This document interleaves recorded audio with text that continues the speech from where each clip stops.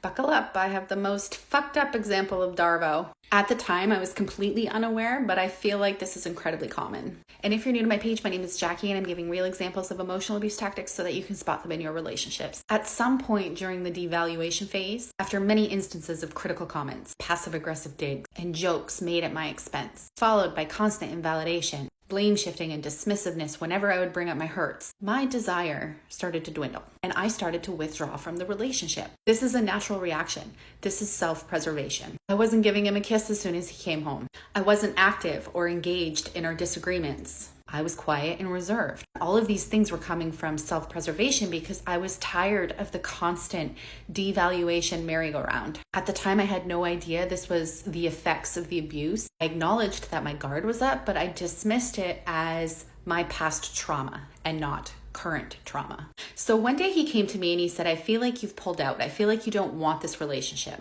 And I told him that my guard was up and that I was protecting myself, that I do want the relationship because I honestly did, but I felt stuck and I couldn't figure out why. I told him that I resorted to scorekeeping because I was keeping track of the fact that I was giving and giving and giving and getting nothing in return. And this is a natural response when you give and don't get anything back. So because he had me so conditioned to look at myself and to look at my action, I acknowledged that it was toxic and I apologized to him for being selfish.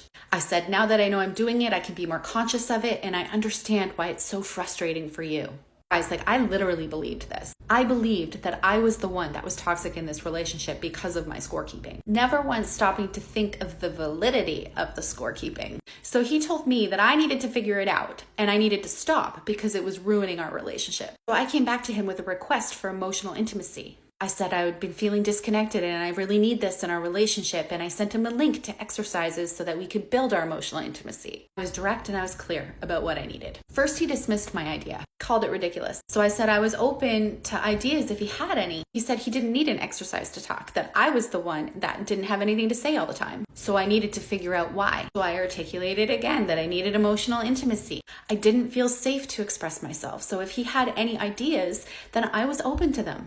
To which he replied, I came to you with a problem I was having. Funny how you've turned it around and made it about me. They are incapable of seeing how the devaluation plays in the dynamic shift.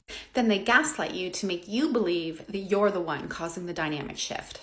I had the answer. Our relationship sucked because there was no emotional intimacy. There was no emotional intimacy because he devalued and dismissed me at every turn, which naturally led to no physical intimacy. Then when they notice there's no physical intimacy, they ask you, what's wrong with you?